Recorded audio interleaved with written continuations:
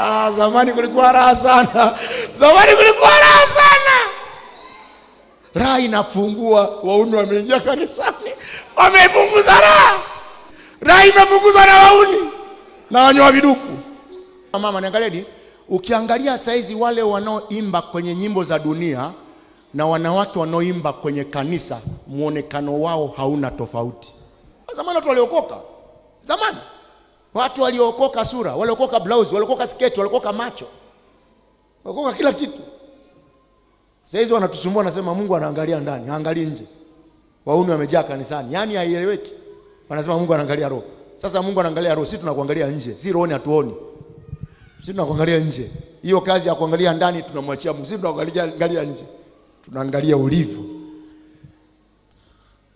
Unajua, ukisoma Biblia vizuri utakuta ya kwamba kule mbinguni uvaaji wake ni nguo ndefu. Hata ukiwa unaona tu ni ndefu, zimefunika. Sidhani kama kuna malaika aliovaa kimini.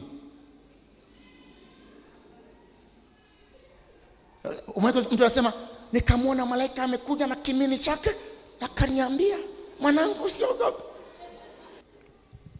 Biblia inasema siku za mwisho watakataa mafundisho ya kweli, watapata mafundisho ya kimashetani na imani zidanganyazo. Kuna mafundisho yako yaliyotoka kule nyuma, kurudisha maadili yaliyopotea upande wa mavazi. Biblia inasema nini kuhusu mavazi? Kwenye Biblia kuna aina kama 20 na kitu za mavazi.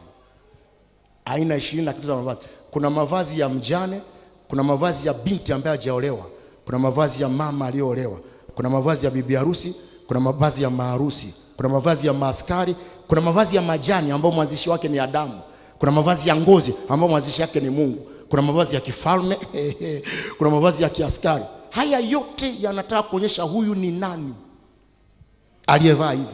Alafu kuna mavazi ya kikaaba ambayo mbaya zaidi saizi ndo yameruhusiwa kwenye makanisa ya Kipentekoste. Alafu nakufundisha nguvu iliyoko kwenye mavazi.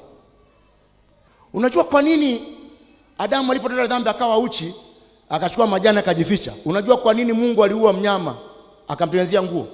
Kuna mambo yafuatayo. Moja, alikuwa anamnyang'anya uhuru wa kujivalisha.